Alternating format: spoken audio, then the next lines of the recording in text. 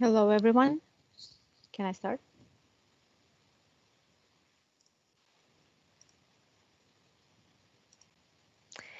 Hello, everyone. Thank you for joining us tonight. Tonight, Education USA Ukraine is having a lecture about women's colleges, which is a pretty unique aspect of the higher education in the USA. And it's quite a new concept for Ukrainian students, so I'm sure it will be a very interesting topic for our audience. And we are hosting the representative from St. Mary's College. I am pleased to introduce Jenna Cvіллер, the Assistant Director for International Admission at St. Mary's, and Alísa Янг, the Associate Director for International Education at St. Mary. They will talk more about the women's colleges in the US and probably specific about St. Mary's College. And after the presentations, we will have a Q&A session when our lecturers will answer your questions. So please, I really encourage everyone who is watching us to leave their questions in the chat box, and we will read them and during the Q&A session and answer all of them. And ladies, I'm just turning the floor to you. Thank you so much for having us. All right, I'm going to go ahead and share my screen. My name is Jenna Cvіллер, as she so graciously mentioned, and I'm going to talk to you today a little bit about what it means to attend St. Mary's College. And what I can tell you is that I'm also an alum, so while I'm loading this, I'm going to tell you a little bit about myself. That I'm also an alum of St. Mary's College, and I graduated with a degree in global studies, and I also graduated with a minor in biology and a minor in environmental studies. So what St. Mary's means to me is something very special as someone who's now come back and is working for the college. So I get to travel around the world. This year it will be virtually, but I'm grateful to be here with you today to talk to you about something that means so much to me. So we're going to talk about the application process, a little bit about life at a women's college, and what that could mean for you benefiting from time at a women's college. So a little bit about the history of St. Mary's. We've been around for over 175 years, so we've been educating women for a long time. We have over 1,600 students, so typically on an incoming year, you're going to see about 400 students join us from all over the United States and the world. They're coming mostly from out of state for us, and then right in our home state of Indiana, which is where we're located, about an hour and a half from Chicago. So we're in the Midwest section of the United States. And 20% of those students are underrepresented populations, and 27% are first generation. Currently, we had last year students representing 16 different countries as well. So we have a diverse campus here at St. Mary's, but it's also that kind of small environment for our students to grow and learn. As far as our educational opportunities here, we are a small liberal arts Catholic women's college. So I'm going to break down what each of those pieces mean for you today. And we talked about the size of the college being 1,600 students, but the liberal arts aspect is something that allows us to offer over 50 different academic programs, and it's very flexible. So that means, for example, when I mentioned what I majored in and that I had 2 minors, we have students who do that all the time, where they are super excited about history, for example, and then they also fall in love with another subject like biology, and they maybe make those combinations. We don't see those too many at times where people will pick opposite subjects like that, but I did that, where I did a social science and a biology, and that's pretty common and also something that our students are able to do. So it's very individualized. It's built around what you love. It also gives you the opportunity to really explore different opportunities that maybe you didn't even know were out there. For example, you can take different classes that you're interested in, but then we also have you take our Sophia program courses, so that you're getting exposure to a variety of different disciplines. And that allows you to not only be well-rounded, but then also discover things that you didn't know might be interesting for you. So we have tons of different opportunities, and we even have a student design major. So if we have those courses, and you want to make your own major, you're able to do that. So it really is very flexible. All of our students also have research opportunities. So we have cancer research going on right now on campus. We have bat research. We have work in the psychology department. They went to a national conference the year before last. So we have our students getting out there, doing research, going to conferences, getting involved, and that is across disciplines.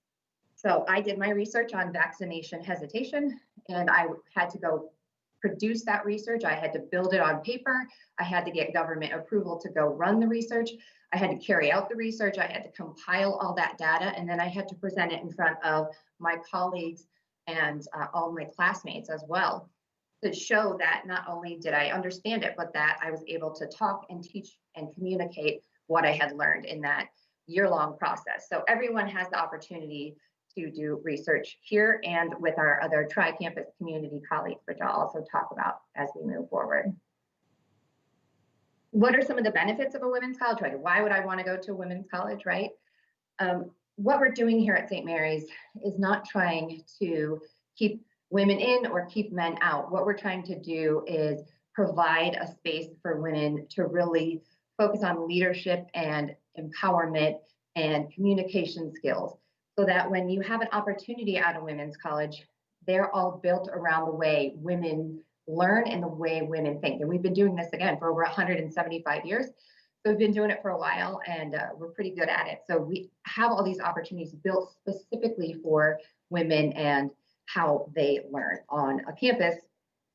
Also beautiful and spacious, with lots of green grassy areas for women to also go outside and be together as a community and connected in a space that is pleasant and also supportive of what women do, how they learn, and how they work together. So we are a residential campus, which means that all of our students will be living on campus for the first 3 years that they are here with us. The last year is optional. You can live out in town or you can live back on campus again. But this means that that women's kind of sisterhood is built into what we have here. So you are living and working and studying and having good times with all of your peers, and it's built into what we offer here. So you're going to have these friendships that last for a long time. And that's the beauty of some of those aspects of what a women's college can do for you. But it also helps you find your voice and gives you those leadership opportunities. So when there is a leadership opportunity on a women's college campus, it's going to be held by a woman. So even if you're not the type of person who wants to be in charge of something here on our campus, you're surrounded by positive role models, and they're all women. So you get that courage and that transformative experience to be able to see women in action all around you. And so that's really a fun and beautiful thing about a women's college that separates us from other institutions. 90% of our recent grads are employed or enrolled in grad school within 1 year of graduation. They tend to go on to grad school, and they do really great things. I had some of my classmates who went on and did work in Africa. One of them got a Fulbright scholarship and did research in Mongolia. One of them is out in the desert doing anthropology work, digging and exciting things. And they just go and they do really great things. They're going to Google, they're going to work for the government, they're working at hospitals, and they're getting doctorates and masters. And it's just really exciting to see how far they go when they have the support and the belief in women's education and empowerment. We are located, as I mentioned, in Notre Dame, Indiana. So that's right in the heart of the Midwest here in the United States. But we have a special connection to the University of Notre Dame and the Holy Cross College, which we're all in this little tri-campus kind of triangle community. And what that means for you, why this is really important, is that you have this small, supportive, individualized education built and designed around women, but you still have access to all of the things that you would find at a co-ed institution. So this means that you can go to the campuses that are directly next to us, Notre Dame and Holy Cross, and you can participate in events they have there. So they have football, and they have clubs, and they have events and speakers who come in there, and we share our spaces. So you can go to those events. So you get this big college opportunity, because of the 3 campuses being together, but then we have the individualized education in the classroom size where there's only about 15 people in your classroom, but then you have big school opportunities like being in a marching band, going to games, going to dances, going to social events, theater, and it really expands those opportunities for you. So it's really the best of both worlds, getting the access to all of those great things, but then having the smaller campus size. We are a Catholic institution, so that means that we have Catholic events taking place here on campus as well. We support all faiths through our mission here, and everyone is welcome, but about 60% of our students here are Catholic, and that ranges from people who practice their Catholic faith to those who do not. So it is something that is built into who we are as an institution. We were founded by the Sisters of the Holy Cross.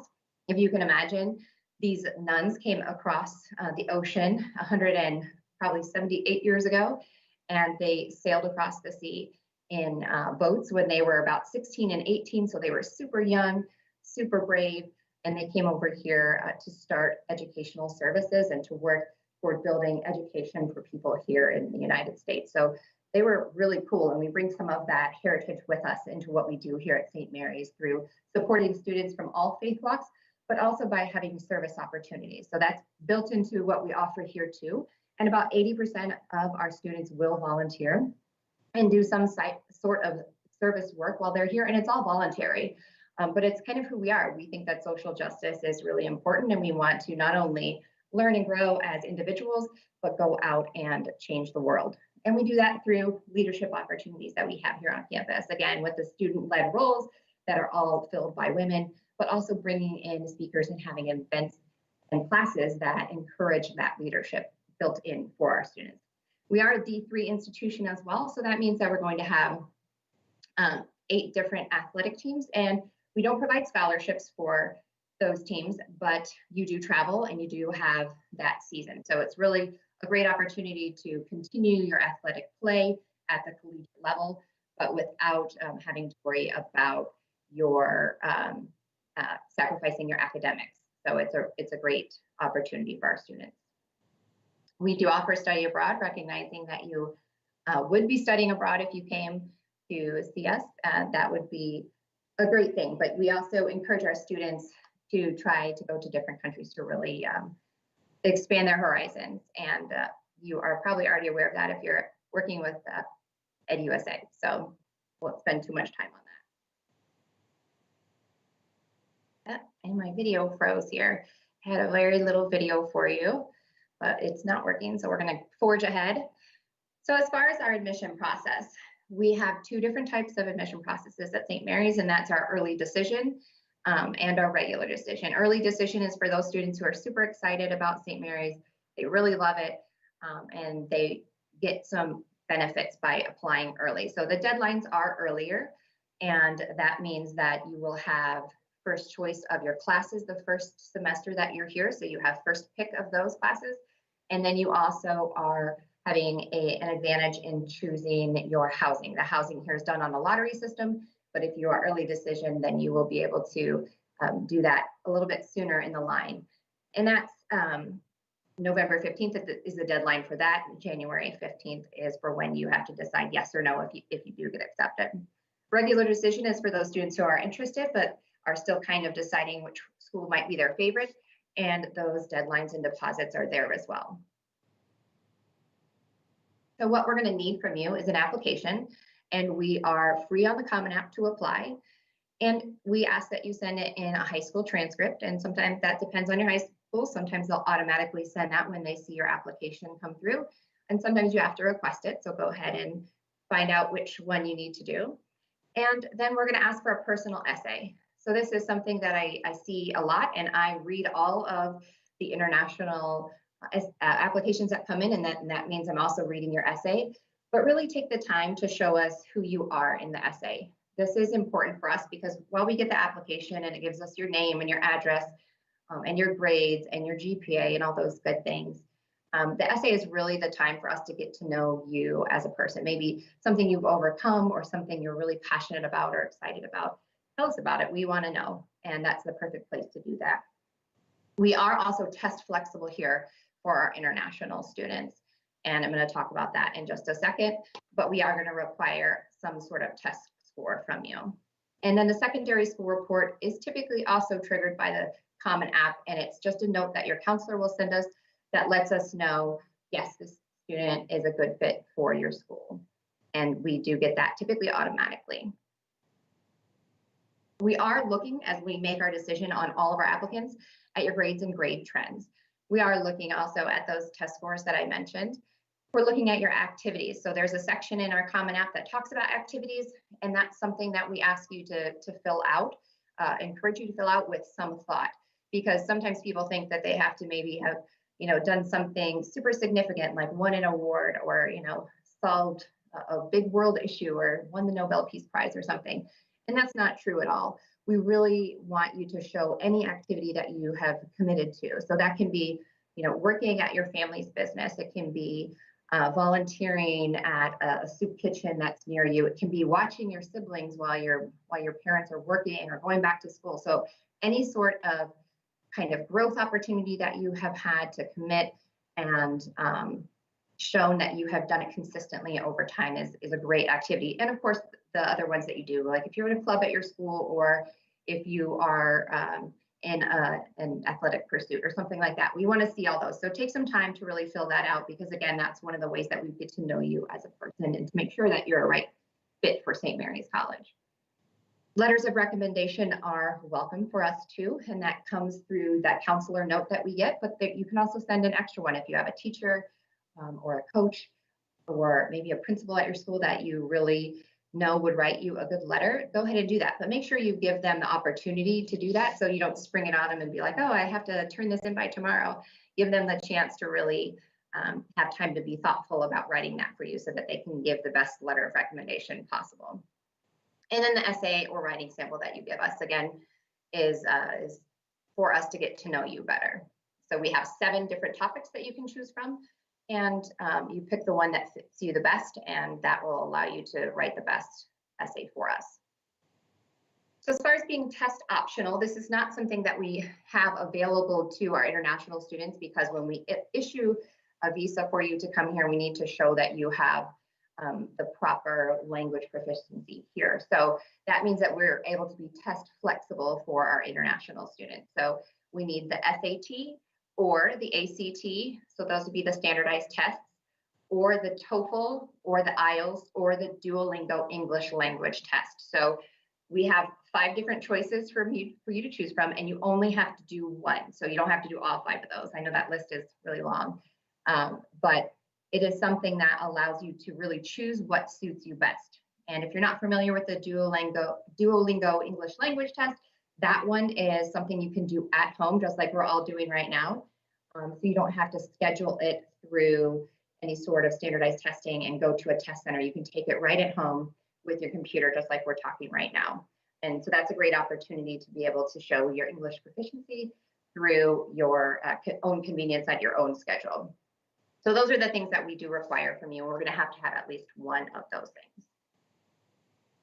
So there's lots of ways you can stay engaged and see us in other ways besides in this presentation. And that's going to be visiting our website. And I am going to be sending links to the EdUSA area that is hosting us tonight. And it will be links to my contact information, as well as our website, our international checklist showing all those things that we require from our international students and those deadlines.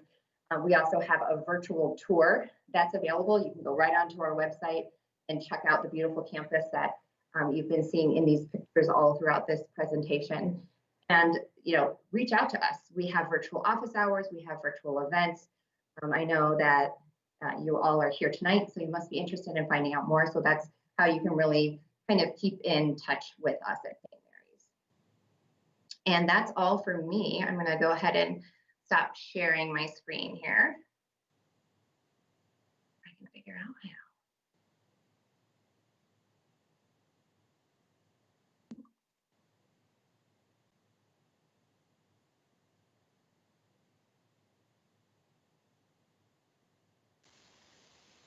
And just meanwhile, I want to remind everybody, if the audience, if you have any questions, please leave them in the chat box, and we will answer them after the sessions.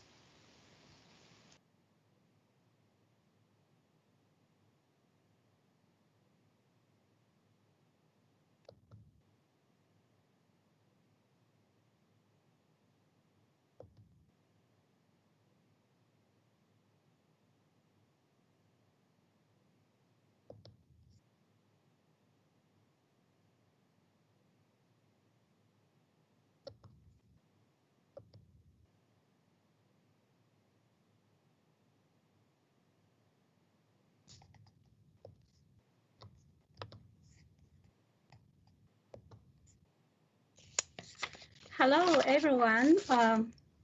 I'm so glad to meet you here. My name is Alisa Янг. I'm the interim director of the Center for Women's Intercultural Leadership at St. Mary's College, Notre Dame, Indiana. I oversee St. Mary's study abroad programs and serve as the primary designated school official, PDS, and the responsible officer RO for the international students and scholar immigration services. First of all, I would like to thank the Education USA Ukraine team, Ms. Katya, Alexandra, for your invitation and support. And thank you, students, for attending the event tonight. It's a great honor for me to be here to share information about women's colleges with you. As the co-chair of NAFSA Women's College and University Group, I did research in 2018 on women's colleges around the world and created a web page for international programs offered by these institutions. And we found that there are women's colleges, universities in more than 18 countries. Most of them are in Asia. India has more than 1,000, Japan has more than 70, South Korea has more than 50, China has 7, and the US has more than 30. So this is the web page we created based on the research we did. And we hope to create a global coalition of women's colleges in the near future so that we can share resources and facilitate international exchange and partnerships among women's colleges. Women did not have the right to be educated in the past history. Girls' schools were created to offer girls access to education, and women's colleges were founded in the 19th century for advanced education for women. In the United States, there are still about 36 women's colleges. So that you can see the list here. Girls' education, their access to education is no longer a major issue in most countries. But why do we still need women's colleges? Women's colleges can train future women leaders. As you might know, the former Secretary of the US State Department, Hillary Clinton, claimed that women's rights are human rights. At the Fourth World Conference on Women held in Beijing in 1995, she graduated from a women's college, Wesley College. And Song's sister, Song Ailing, Song Qingling, wife of Sun Yat-sen, the founder of the Republic of China, and Song Meiling, the youngest daughter of the Song's family. And she was also wife of Jiang Jieshi, former president of Taiwan. All of them attended the women's college in the United States. And the Song sisters played an important leadership role in Chinese history. And you can also see other names here. Other notable women's college alumni include government officials and also some other famous women in literature and the film industry. Graduates from women's college usually have stronger gender consciousness and action for gender equity. NAFSA, the Association for International Educators in the United States, has made great efforts to support international students. It released public statements and launched the Welcome to Succeed campaign to support international students.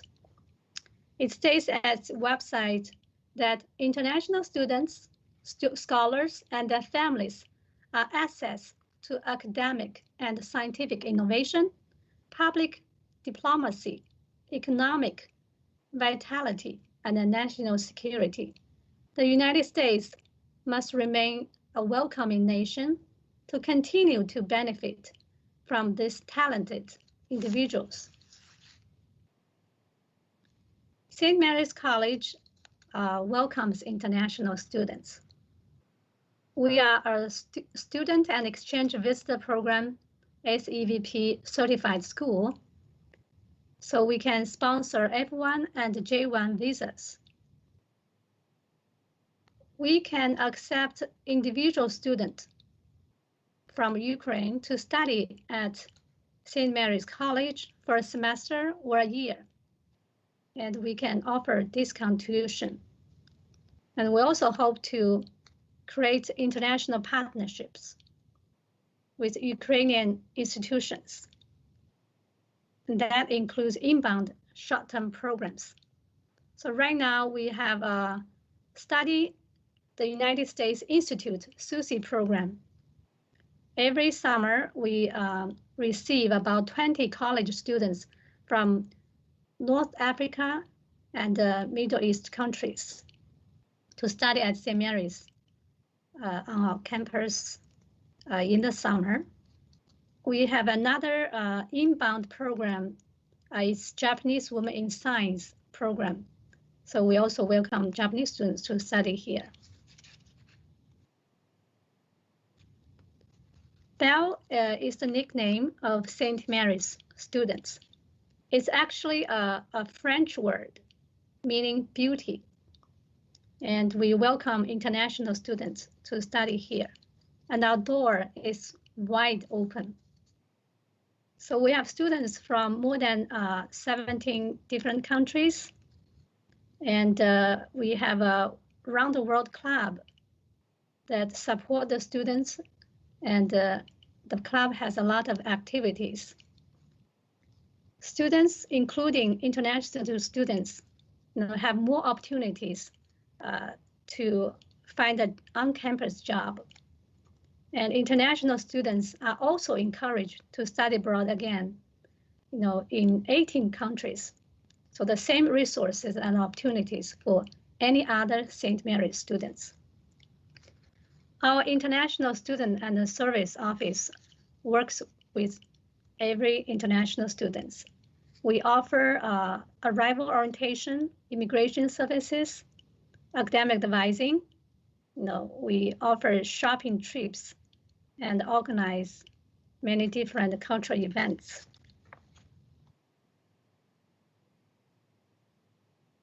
So Jenna just talked about the benefits of Women's College, and I also mentioned, or even repeat these benefits. And students feel safe, feel support, and they feel they can focus on academics more. And the women's institutions is a woman-focused, woman-centered higher education. And students have more leadership opportunities. So all the leadership opportunities on campus are for women. And they have more collaborations and teamwork. Now, according to research, students at women's college, they have higher levels of engagement. So women's college education creates leaders, communicators, and persuaders. And they develop critical skills for life and career. It enables students to engage with top faculty and resources, proves its value. So that's based on 2008 research. So students, they speak out, speak up. Those are capacities actively developed at women's colleges.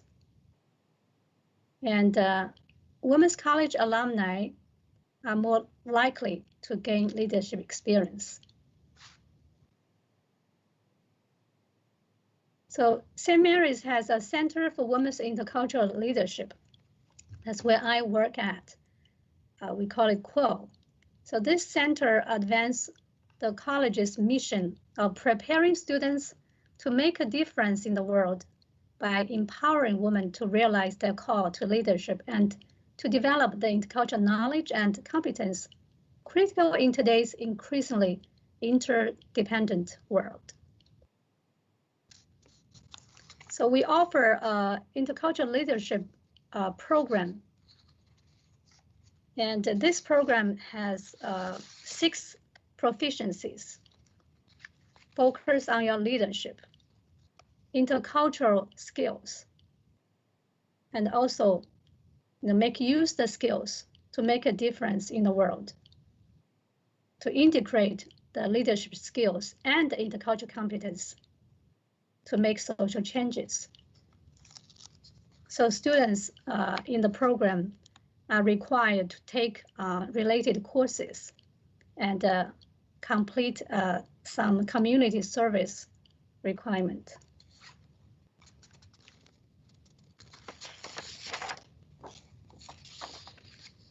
We are proud that St. Mary's study abroad participation rate is about 50%.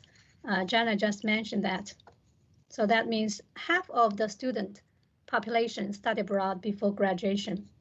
And we offer pre-departure orientation for study abroad students and arrival orientation for international students, which covers intercultural learning strategies.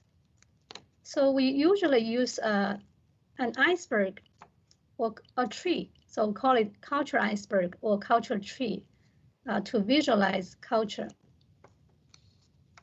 What we human beings usually focus on are actually the visible culture, or we call it surface culture.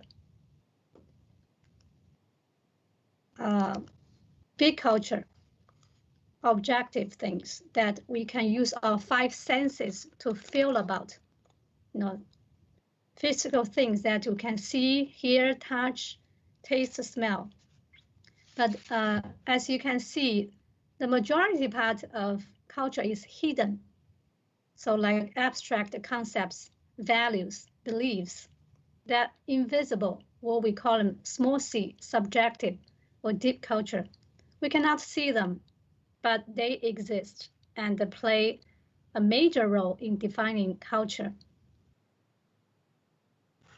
So if we want to study abroad and learn different cultures, that means we have to make actual efforts to learn the invisible and hidden part of cultures. So we need to enhance our intercultural communication and mutual understanding. When we talk and experience different cultures, it's unavoidable that we will talk about or encounter contrasting cultural values. So it's important for us to understand the cultural differences.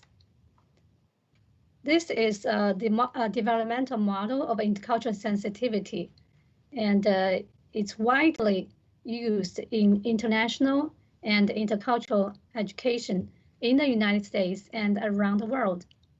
So we encourage our students to develop from ethnocultural mindset to intercultural mindset. So you can see the different stages, the denial stage to adaptation.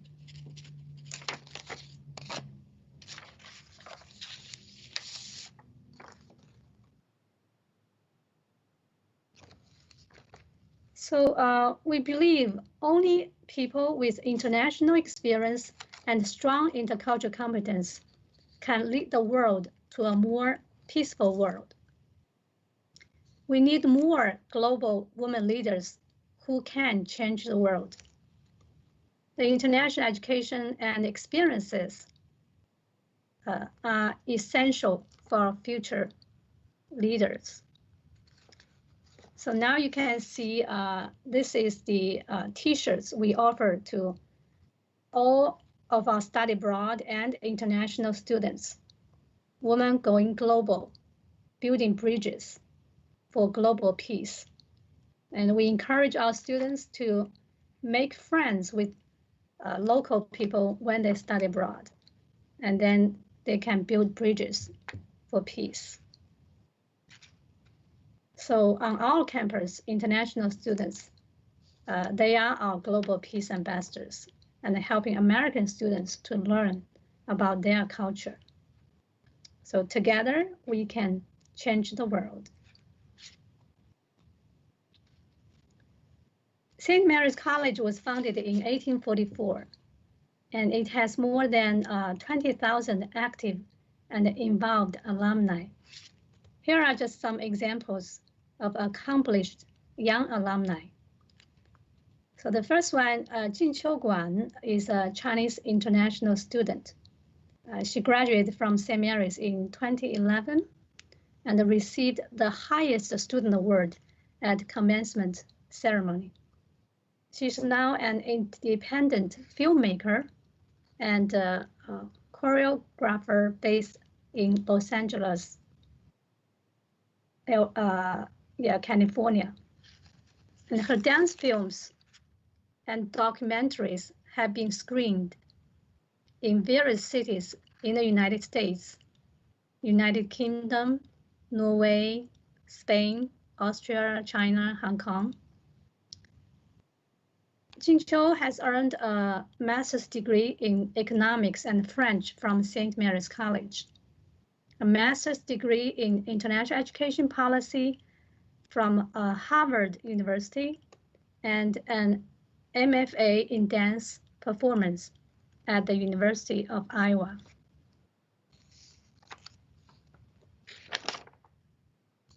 Nellie Patlick, she graduated from St. Mary's in 2016. She's currently a Master's of Public Policy candidate at Yale University's Jackson Institute for Global Affairs. After studying history and theater at St. Mary's College, and inspired by her study abroad experience in Rome, Nellie became a Peace Corps volunteer in Ukraine.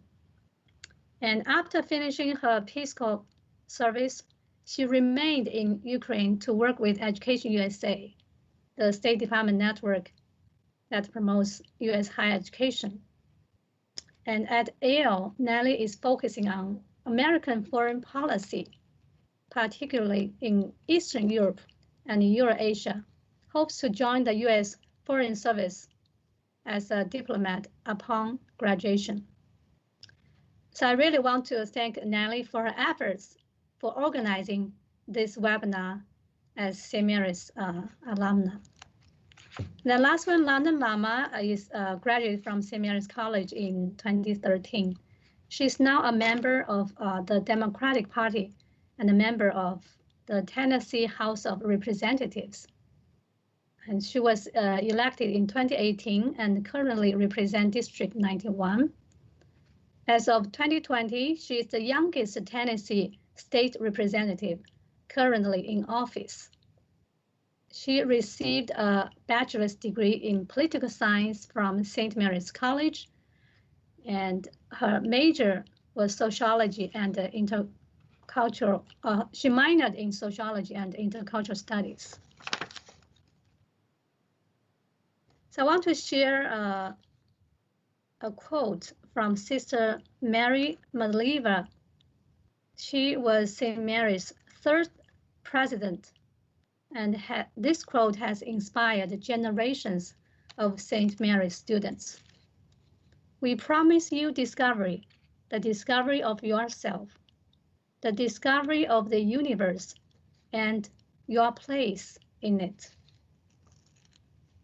If your dream is to study abroad in the United States, I'm sure this will be a life-changing experience for you.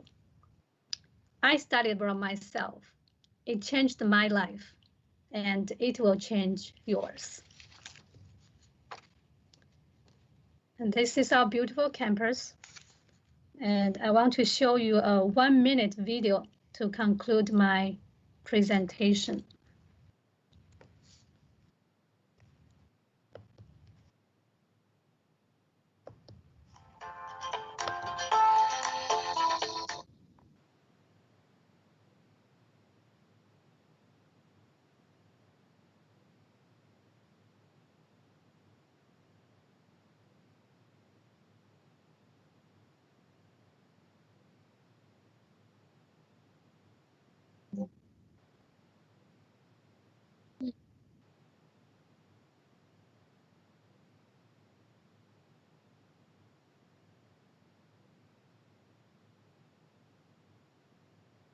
Yeah.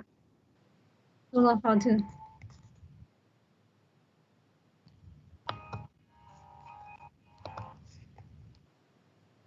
Okay. So sorry, maybe you didn't hear the sound, but you can always visit the website. A day in YouTube, a day in the life of St. Mary's Bell. This is my contact information. If you want to study abroad at St. Mary's College, especially as a J1 student, exchange student, you may contact me. And here's my email address. Now we were happy to take some questions. Thank you. Thank you, Jenna. Thank you, Alice, for the presentation, for the information about St. Mary's College and women's colleges in general. We, as mentioned before by Jenna and Alice, if you are, like our audience, if you are interested in learning more about application process or about the college, please contact Alice or Jenna, or contact Education USA Ukraine at educationusa.state.gov. So we will provide you with all resources and links that Jenna and Alice shared with us. I do have a couple questions. So the first question is, does your college offer basic training for doctors or veterinarians? So I'll take this one.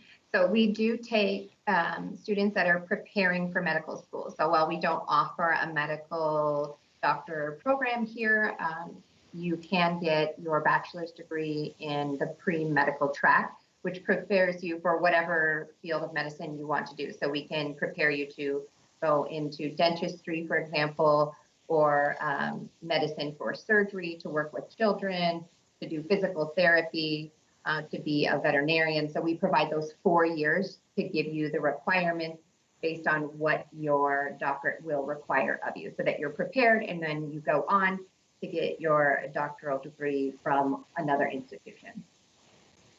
Thank you, Jenna. And there is another question. What specific St. Mary's offers some graduate programs. We have 5 graduate programs, including a PhD in nursing. Yeah, Doctor of Nursing Practice. Wonderful. Thank you. Thank you, Alice. Another question is, what specific colleges in Ukraine do you cooperate with the most? Well, I believe, is there any colleges in Ukraine you work with?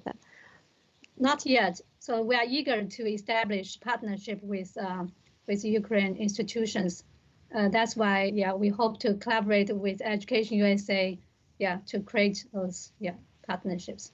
And if anyone wants to recommend an institution to us, feel free to contact us, and we can discuss that.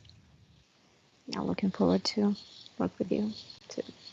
Yes, we're currently exploring some of those partnerships with at the articulation level, where we might have like a 2-2 program with institutions around the world, in order for students to stay in their country for 2 years and then finish out here at St. Mary. So as Alice mentioned, if you have a university in mind that you're like, this would be a great fit, send their information our way. We would love to hear about that. Yes, yeah, we're open to the idea to creating dual degree programs.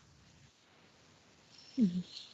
Well, this is all questions as of now. So thank you again, and thank you for your time. I know it's like early morning in the US, and thank you. Thank you so much, Katya. And we'll send you the Study at SMC brochure to you, right? Yes, and we will be able to share it with everybody who is interested. Thank you for being with us tonight, and yeah, I think goodbye everyone, and for our audience, please join us next Thursday. We will have another interesting lecture about the higher education in the US. Thank you so much. Thanks, everybody. Thanks, Katya.